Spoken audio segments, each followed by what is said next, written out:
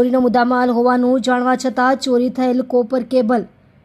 લેનાર ઈસમને ગણતરીના કલાકોમાં જ પકડી પાડતી Pal police team police commissioner Anupamsinh Gehlot સાહેબ તથા સંયુક્ત પોલીસ કમિશનર સાહેબ શ્રી સેક્ટર 2 તથા નાયબ પોલીસ કમિશનર સાહેબ શ્રી જોન 7 શેફ અલી બારવાલ સાહેબ તથા ઇન્ચાર્જ મદદનીશ પોલીસ કમિશનર સાહેબ શ્રી એન ડિવિઝન નાઓએ સુરક્ષા વિસ્તારમાં વાહન ચોરી, મોબાઈલ ચોરી, ગરફોડ ચોરી, લૂંટ, ધાડ, ચેઇન સ્નેચિંગના આરોપીઓ તથા નાસ્તા ફરતા આરોપીઓને પકડી પાડવા તથા વણ શોધાયેલો ગુનાઓ શોધી કાઢવા માટે આપેલ સૂચનાના આધારે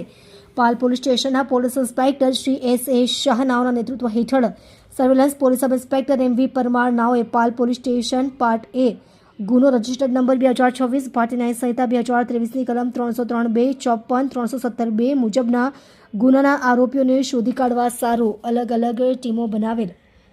તે દરમિયાન સર્વેલન્સ ટીમના ASI ભરતભાઈ પિયુષભાઈ તથા હેડ કોન્સ્ટેબલ વેલાભાઈ